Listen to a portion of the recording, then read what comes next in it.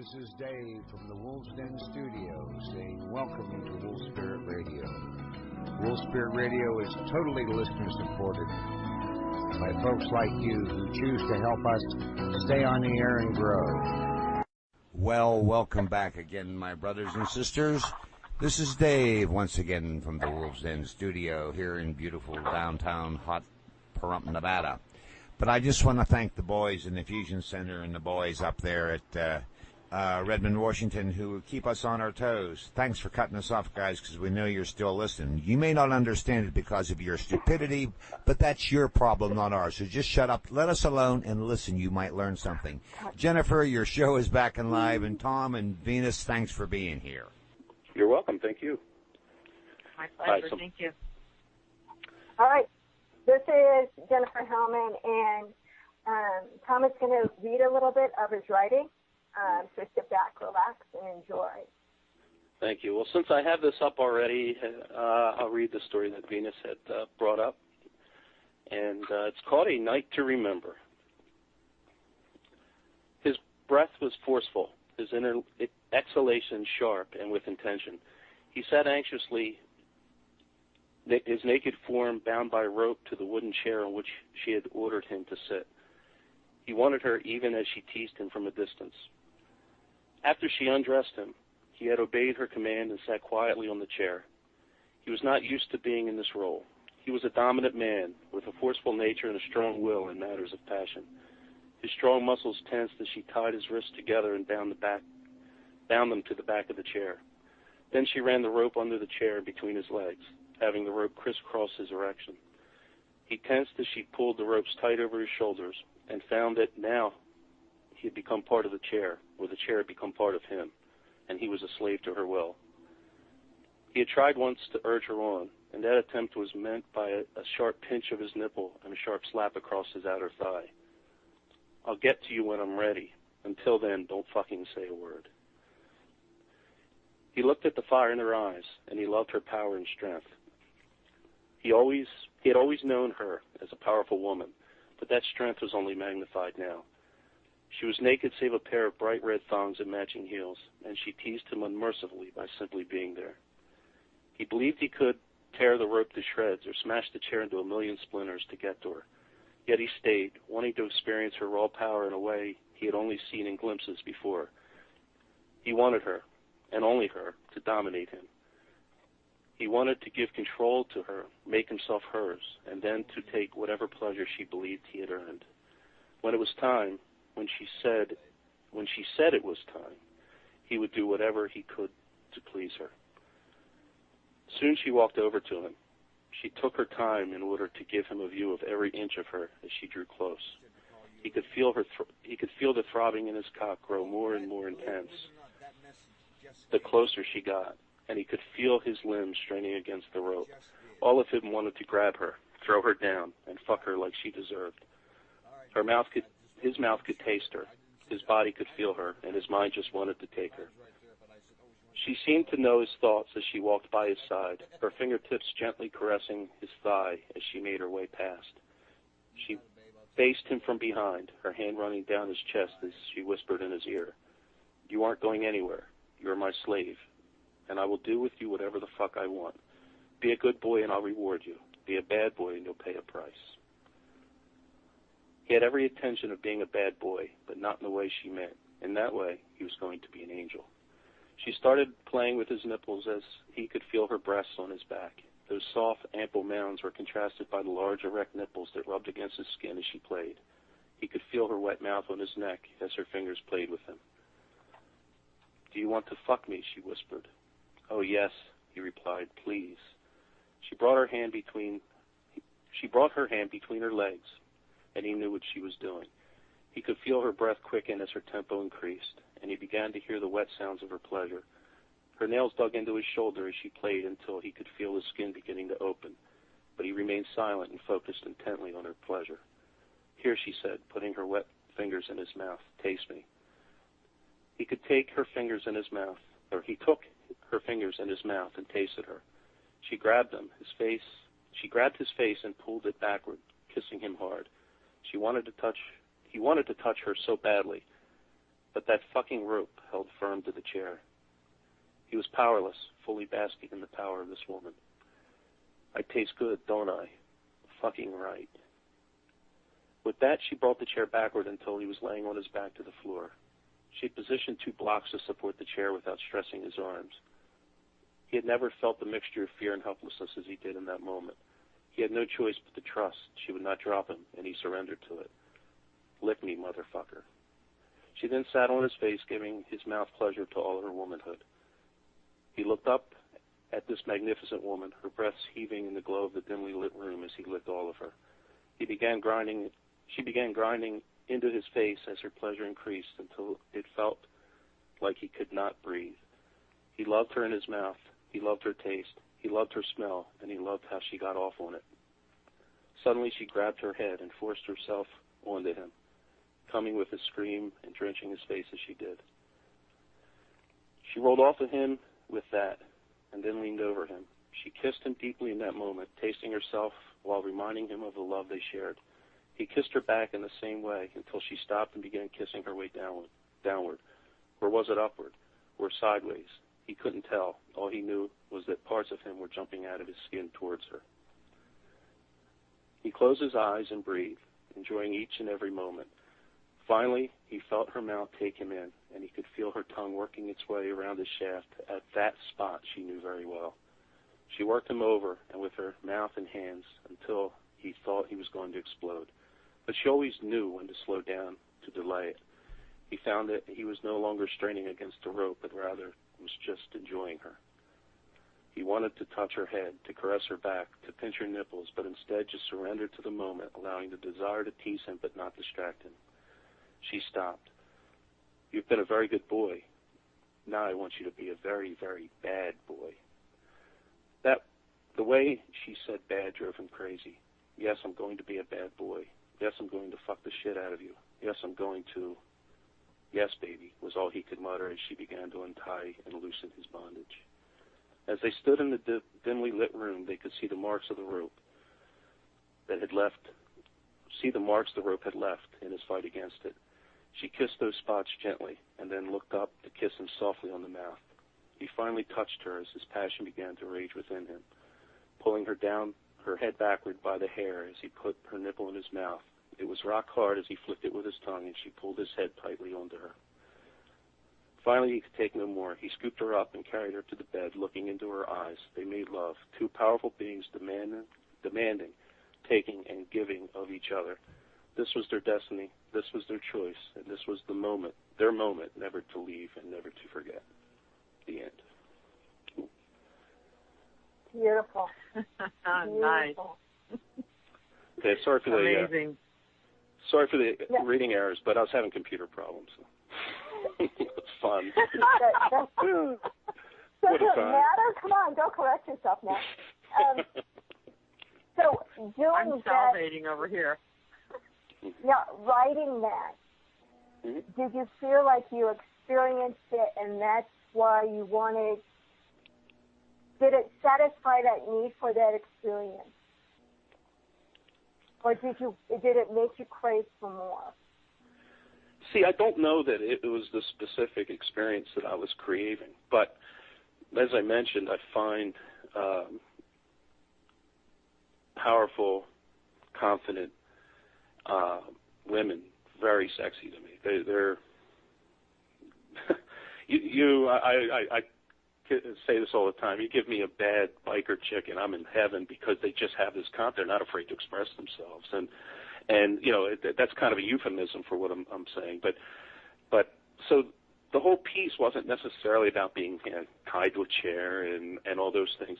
It was more about surrendering to someone else that you love, even though that might not be what your typical role is. It also is about allowing your partner to bring you places that you may not have gone before, where you feel very vulnerable, where you might even feel fear in some strange way that you're not used to. And so that's what the whole piece is about. It's not necessarily a staged thing that I'd like to experience, but that whole feeling and emotion and letting go and surrender is what I'd like to feel. And so I just put it into a way that I think people could understand it. Mm-hmm. Yeah. I think surrender is a good, good way to describe that. Now, Venus, you mentioned you also write erotica. Now, what was it that got you writing erotica? Well, it's a long story and similar to yours in the fact that when I was younger, I was not brought up in a home where sex was a bad thing or discussing sex was a bad thing. And, of course, age appropriate, blah, blah, blah.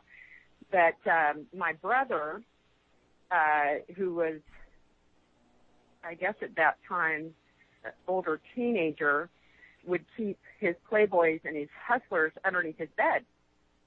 And so I would go under his bed and pull out his Hustler magazines, and I would go to the back where they had the cartoons.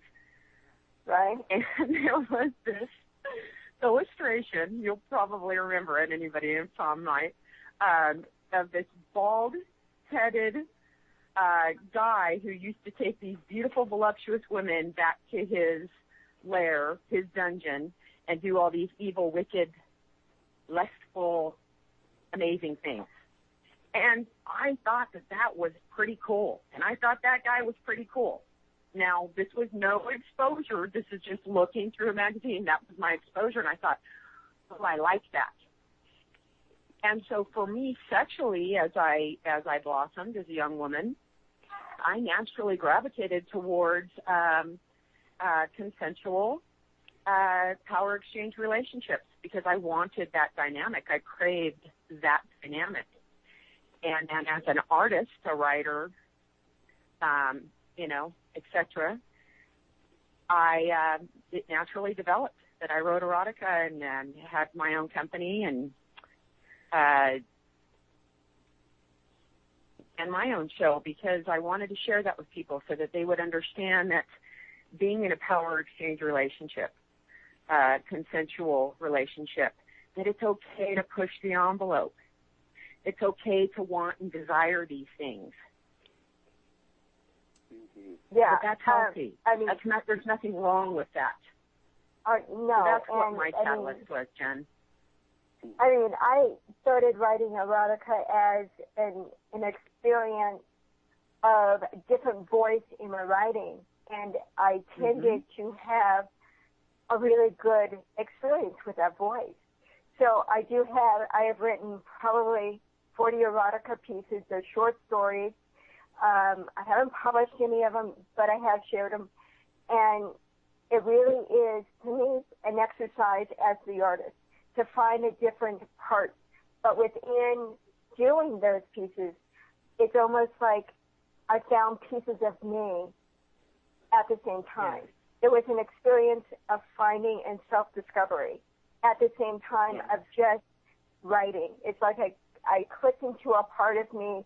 Maybe it's past life, maybe it's this life, maybe it's a combination, but it was a really good experience of understanding more about myself, my own sensuality, my own wholeness as a feminine goddess, and expressing that goddess within and being nurturing and having this inner exchange of play rolling and being able to write the man's role and understand the feeling of the man and what he may get or what he may want. So it makes me overall a better person and a better lover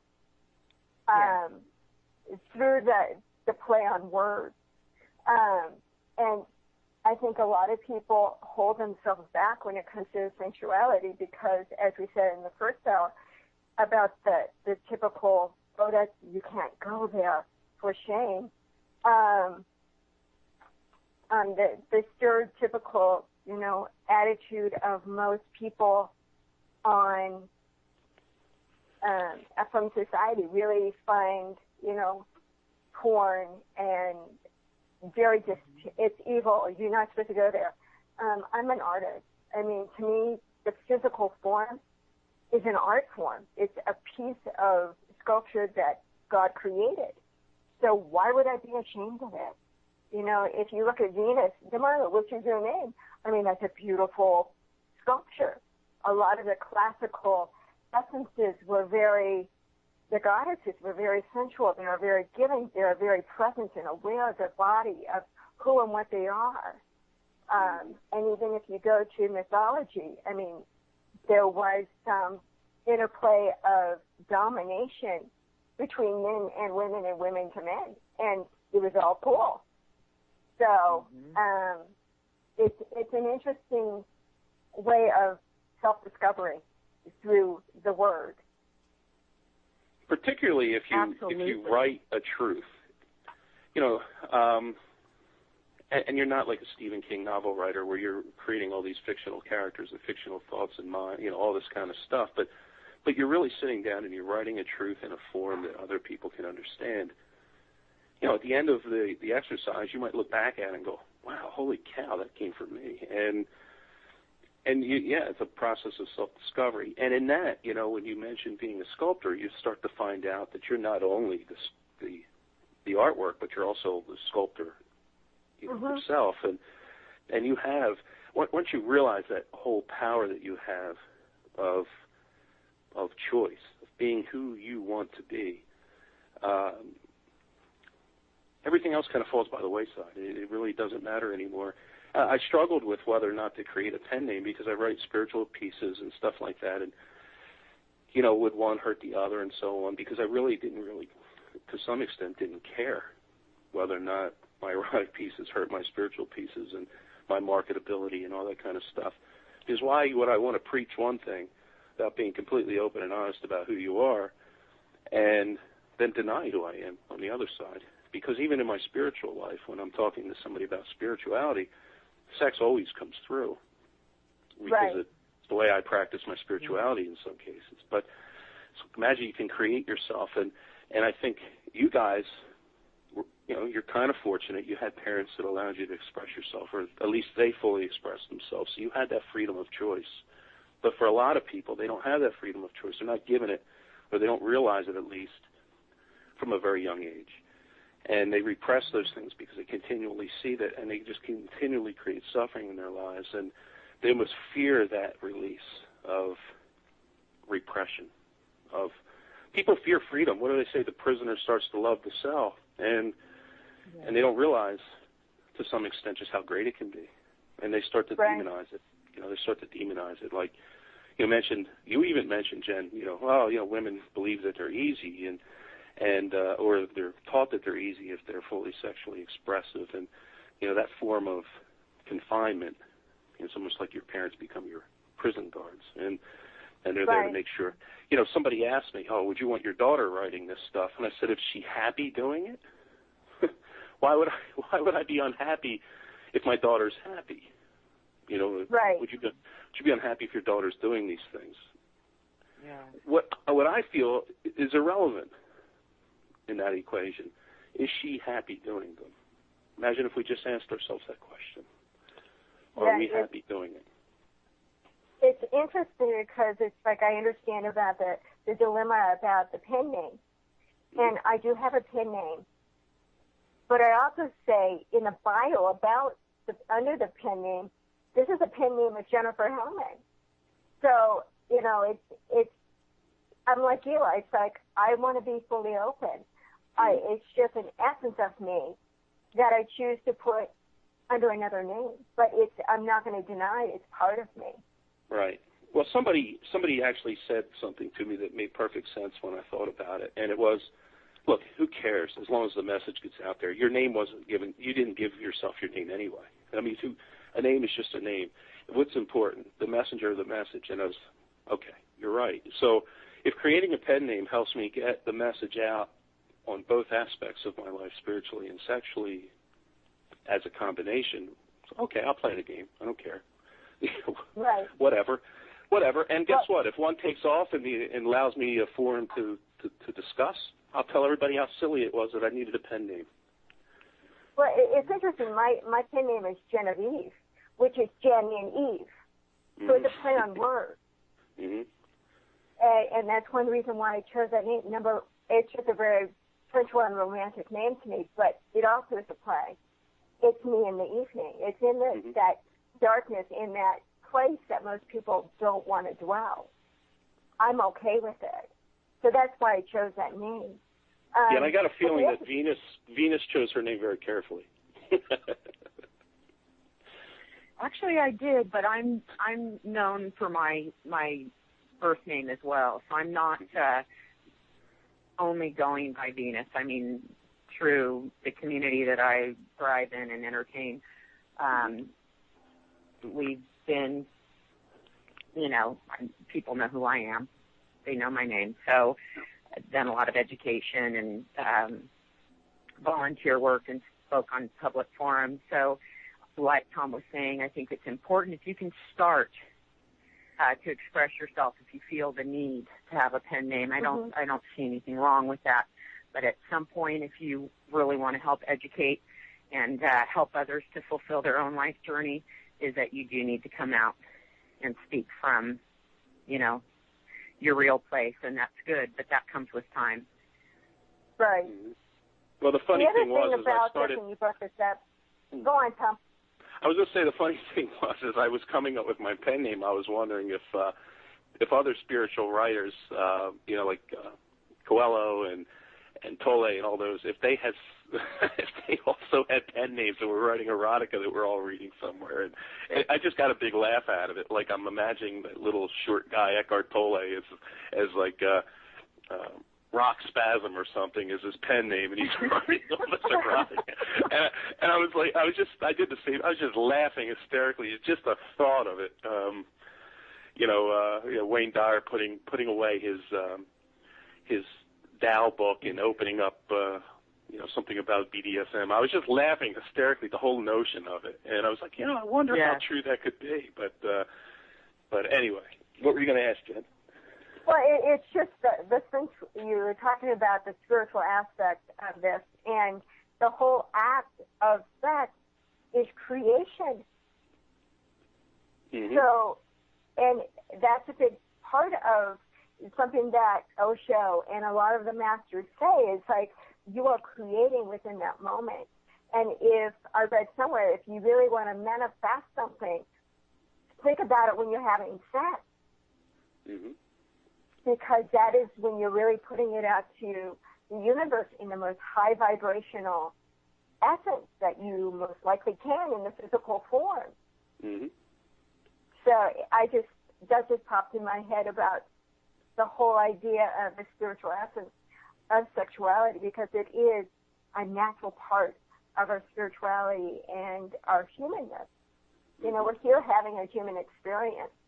Why are we denying part of it? Mm-hmm. Well, it's also a very healing aspect of it. And, yes. You can, and I speak from absolutely from personal experience here, is that I can look at my life and there's areas and times which, I'll be quite frank with everyone. Most of my life was lived in a dark place and wasn't very happy and expressive, and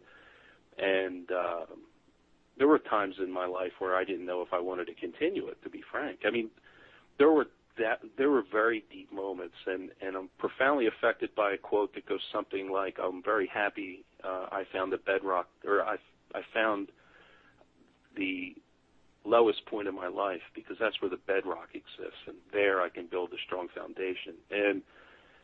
And that's so true. But when you start to be able to actually fully express yourself and use those high vibrations that you just mentioned in the act of sex with loving people, not just to have sex for sex sake, but to actually use it as a method of awareness and attracting things into your life and giving of yourself to someone else completely and having them feel free to give back to you. There's a tremendous healing aspect to that whole activity, that it's almost like a meditation. Everyone says that when you're, at least in my circles, that when you're really feeling down and depressed and anxious and all those things, is to meditate. If you are in a relationship that allows you to express yourself sexually, that is a beautiful way to meditate. It's absolutely, you're not thinking about anything else but that moment. and you're really in tune with that moment, and you're about either fulfilling your desire right now, but also filling the person who's with you desire, and it's such a healing process. And the more you practice it, and the more you are open to it, and the more people come into your life that are exactly open to the same thing, and you start to find people who you love, or a woman that you really deeply love in that way, then the healing process just speeds up tremendously. And so we can't forget about that aspect. It's just not about the pleasure. It's about the healing that pleasure can bring when you need it the most. And it's definitely a healing process. And I think we've all kind of illustrated that to a certain degree without actually saying it, about how being expressive, for some of us it's in the erotic world or the BDSM world, or some of us it's just being in that one committed relationship, and others it's free sex whenever. Whichever works for you, whichever brings you to that high vibration, that's where you're going to find your greatest source of happiness and healing. And so we shouldn't overlook that aspect of the whole sexual aspect. And I think a sexual revolution is desperately needed in this world. Make love not war is just not a cute saying on a bathroom wall somewhere. It is actually, if you're making love, you've got no time to make war. Yeah, we kind of missed out on the sexual revolution being born when we did, when we were. I mean, we kind of heard about it as we were growing up, but it's like, wow, bummer. We missed out. Yeah, I'm wondering how much of a revolution it was. I mean, I've written about this, and I've talked about this actually to conservative people who I'm friends with or were friends with at one point. And, they mentioned, well, how good was the sexual revolution in the 60s? That was horrible. And I said, well, that was nothing more than a response to the sexual repression of the 50s. And, somewhere in the middle is the truth. It's not about, at least in my life, it's not about just finding a hot woman on a corner and taking her to the back of the store. That's not the revolution I want in my life. My revolution, though, is to be so focused on the loving aspect of sex that I've got no time for violence and war. I'm embracing something different. I'm not rejecting, I don't like anti-war stuff, and I'm not into that. I'm more into pro-peace than I am anti-war. I'm much more into... I don't say I'm anti-abortion. I say I'm pro-choice, and I'm much more in tune with the power of embracing something than I am the rejection of it. And so to me, the sexual revolution is about embracing love as the avenue, and by filling your cup so much with that juice that there's no room for anything else. And that is the sexual revolution that I'd love to see happen. And I'm not sure that we're there as a society, but gosh, I think we're closer now than we've ever been. Well, it's interesting if you go by astrology. Eric Francis often says that the lineup is getting very similar to the way it was in the 60s. So we are getting close to a major revolution as in the 60s. So it is brewing underneath. The lineup of the planets are getting to the place that we're simply, society decided to take hold, and the young people decided to take hold of that essence of them and express it through, music, through poetry, through the writing, and the physical notion of just sharing the moment. Well, I asked somebody who, obviously we weren't around during the sexual revolution, but I did ask somebody who was kind of a participant in it, and I asked them, was the sexual revolution more about adopting and embracing sex and love, or was it more about just being opposed to your parents and your government and your society? And their perspective was, well, we were rebelling against everything. And that to me is why it wasn't a true revolution, because, even if you look at successful, the Indian Revolution with Gandhi, if you even look at our American Revolution, it wasn't until we became the statement of the Declaration of Independence was not to say we're anti-Britain and we're anti-tax and we're anti-everything. It was, this is what we're for. And if you keep we the people are. yeah, this is what we are. And frankly, once you attach yourself to what you are and embrace what you love in your life, you cannot help but succeed. Gandhi wasn't anti-British. He was one of the first ones, I think, that said, I'm not anti-war, I'm pro-peace. And frankly, those types of revolutions are the most momentous ones and the most successful ones. And I think that's where our society started to decline, because we're now opposed to everything. We're not really for anything anymore. We're just anti-everything. We've got more wars going on drugs, on liberation, on terror, we got so many things that we're opposed to. We can't define what we are anymore. What are we for? Nobody seems to. If you ask somebody, so what are you for? If I can interject on that, Tom, if I can just say something on that note, hold that thought. So just saying that right there, the first thing that comes to my mind is that we're starving to death. Mm-hmm.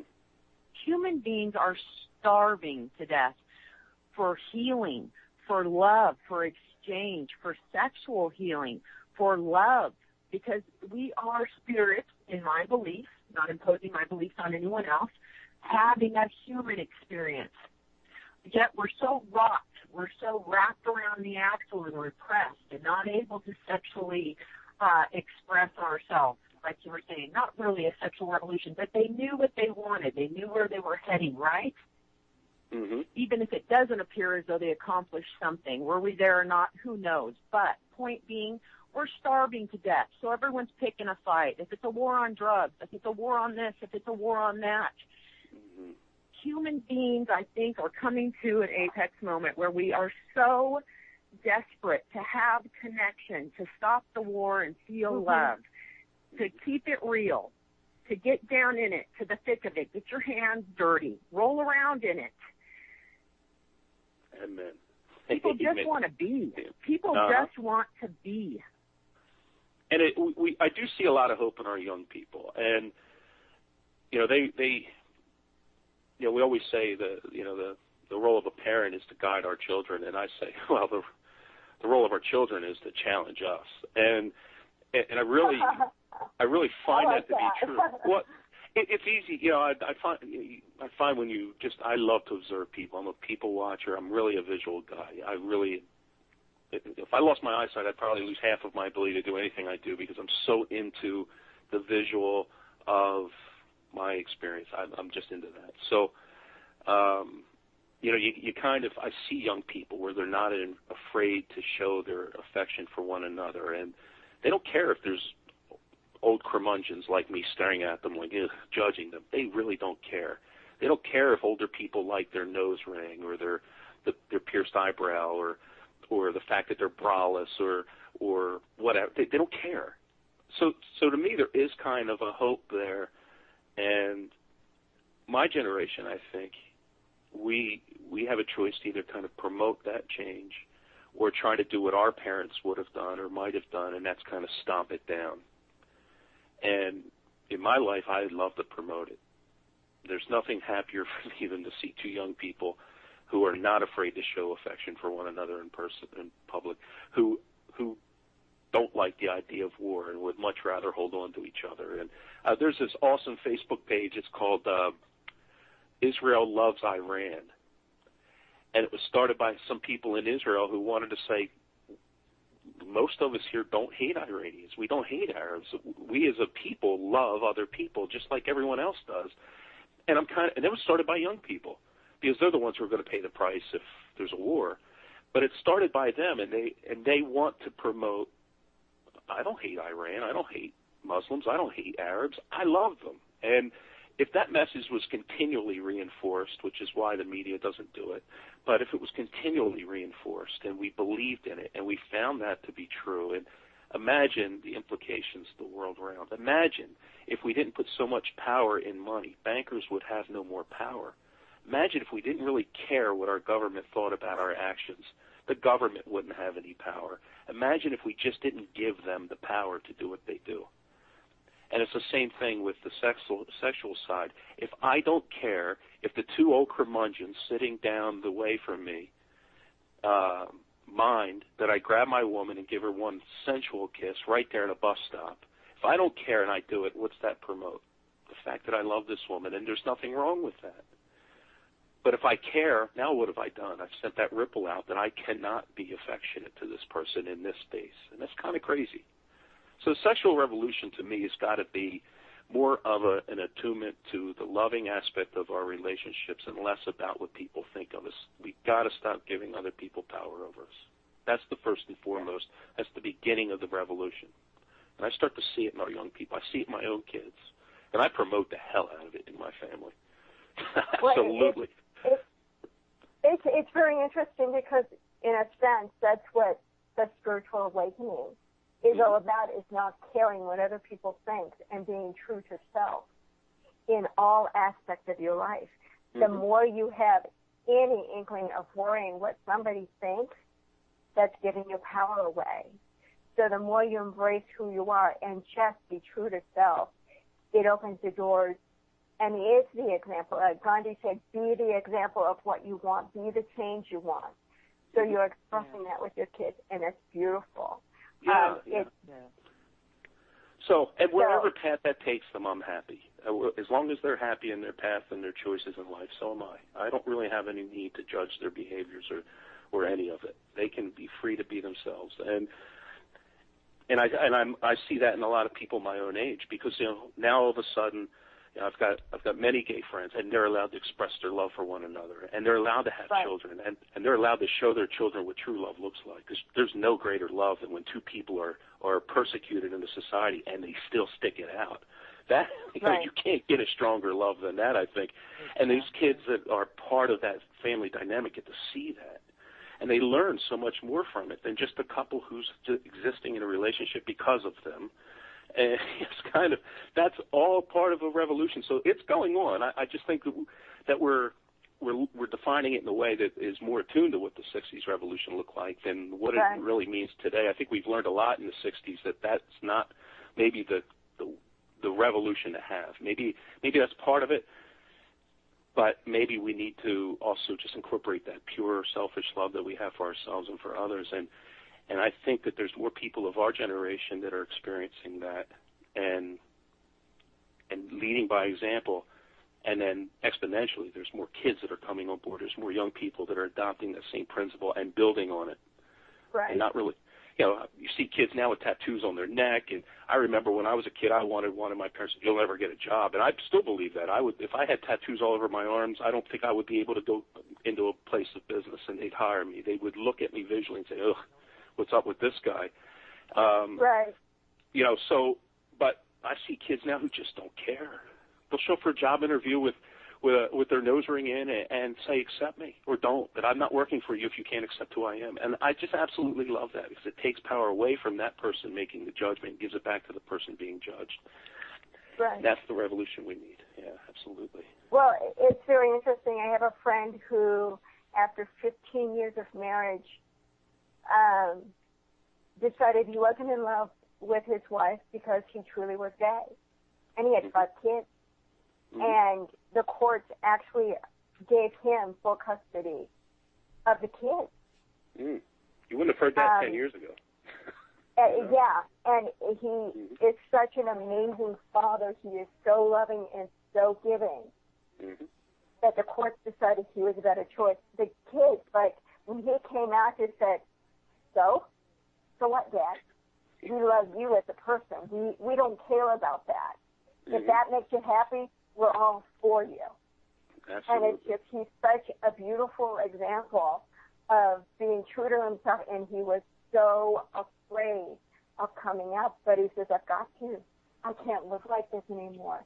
And once he did, it's just like the floodgates opened up, and it was beautiful to witness that awakening and that opening and that saying, yes, this is who I am, and I want my kids, and I want to do this, and he's doing it.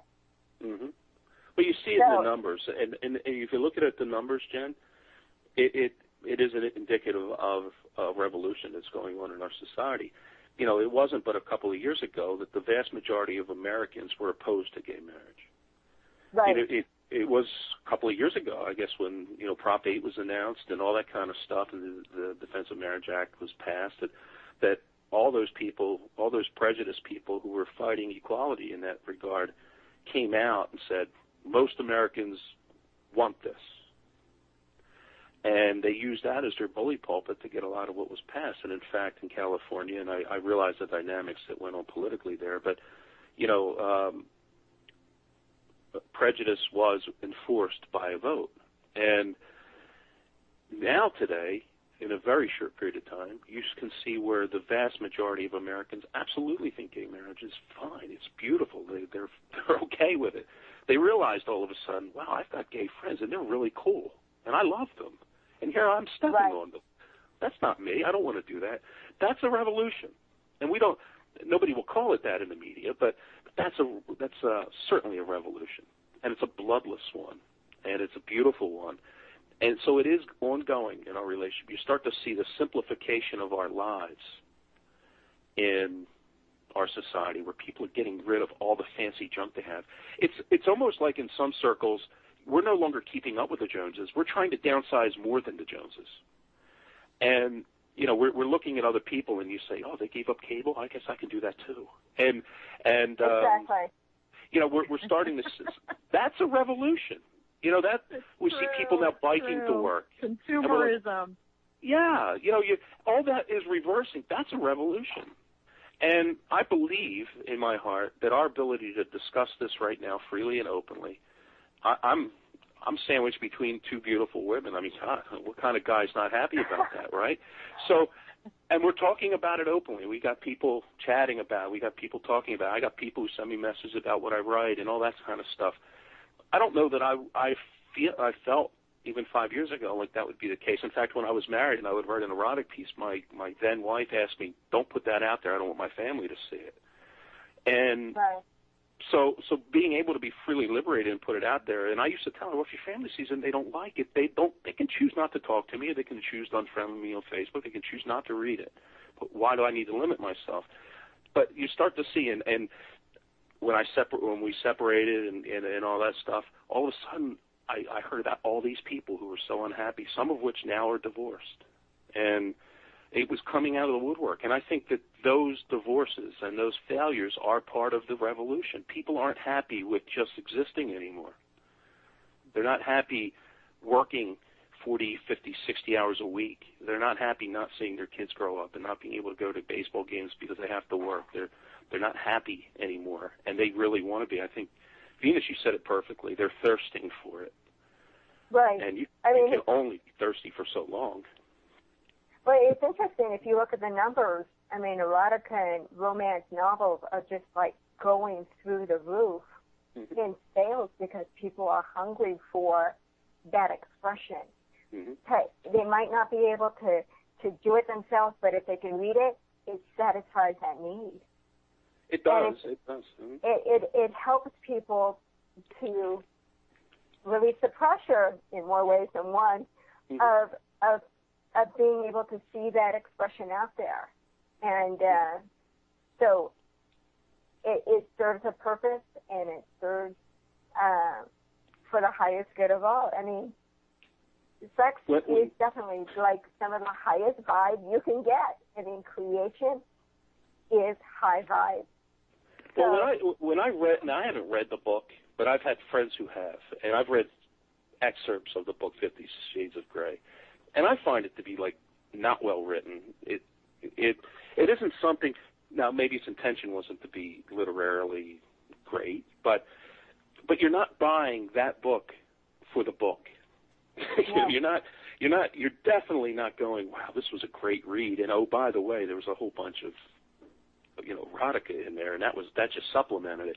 It's kind of something, I had one friend who's female actually tell me it's like an 8th grader wrote it, and their parent came in and threw in the sex, and oh, guess what? Now we're buying it, But you're right. That to me was indicative of two things. One was a thirst for it, and also the fact that people aren't getting it. And I wrote about this actually, I think, for Elephant Journal, where I said I was really interested. I was observing people in a BJ's where they literally had a whole table full of these books that was probably about 10 books thick.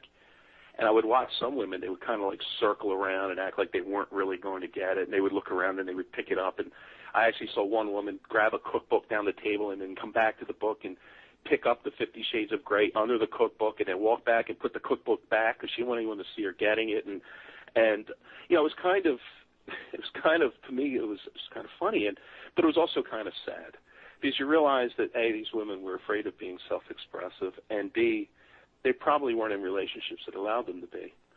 Now imagine if they could bring that book home and try all those things with their significant other, if in fact that's what they wanted.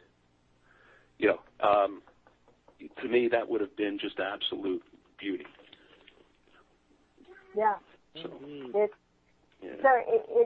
it's a very interesting dynamic, and it is time to really open ourselves up and remove that denial, because in overall it's a denial of an aspect of being human. mm-hmm. And it's time for us to kind of allow us to truly live and appreciate the fact that we're here, and we definitely have so much self-expression and the different ways of doing it. And again, you know, every part of sexuality plays a part, but we don't want to not have consensual or take advantage of someone in a weakened state who doesn't know the dynamics of what they're doing. Respect is huge in the whole gamut of here. It's good to push the limits, but you got to respect the limits as well. And well, if you're truly in the essence of it all, that remains unsaid, because you would not really want to do that to someone you care about. And you know, I almost hate to even bring that negative up in this enormous positive, because it's frankly, that is not the sex we're talking about, and that's not even sex. No, that's just a psychological disturbance. That's just horrible. But you know, to kind of bring this back into, because it's enormously positive. Imagine if we were all participating in that sexual revolution. You know, it wouldn't matter if we had the biggest TV on the block, because we wouldn't have time to watch it. You know, it wouldn't matter if we, you know, think about all the things in our lives that would no longer matter to us if we were having great sex with our partner. You know, I wouldn't need a fancy. I could care less what car I'm driving as long as it gets me home. Absolutely. You know, right. To me, when you look at it, it's kind of crazy. It sounds crazy to me that everything that we could be fixed in our society if we were just open to loving pure sex with each other. Everything could be fixed. I mean, there's nothing, you know. We wouldn't care what they're doing over in Saudi Arabia, because, you know, and what I mean we wouldn't care is that we'd be so fixated. We would become that country that we tell the world we are, which is why the world hates us, because we preach it. We're really nothing we say we are. That's why the world hates us, is we just come off like hypocrites. But if we were truly this loving, caring country that's always there for the world, not because we're selfishly looking for their oil, but we truly just want to promote those aspects of love in our life. You know, God, you know, to me, millionaires, unless they were born into money, they can't be fully expressive sexually, because how do they have time to become millionaires? That's why I think Jesus said that the rich can't enter the kingdom of heaven, because you're too focused on the wrong thing. You know, if you were focused on to me, you were embracing love and sex and all that kind of stuff, you wouldn't be wealthy monetarily, but you'd be the rich man, right? So it kind of, you know, forget about all this material stuff as long as you got a nice place to lay down with your partner. And guess what? Every place is nice then, you know. True. It's like I don't think Indians really care, because they're busy doing stuff. You know, everyone says, "Oh my God, that place is like horrible," and I've heard this from people who've gotten back, and I've heard from other people going, "Oh man, that was just great. That was just one of the best experiences of my life," because they all of a sudden didn't care about all this material stuff. It didn't matter to them. Right. Well, it's also interesting that the Native Americans, if like a woman, her husband is killed in battle, then the sister will lend her her husband just to keep her supple and involved with the sexual act. Mm-hmm. And it's like, that's kind of like non-existent to have that understanding of the natural essence of that. So mm-hmm. it's a discussion that can go on forever. Venus, since you've been on so much, do you want to give your website or a blog or something?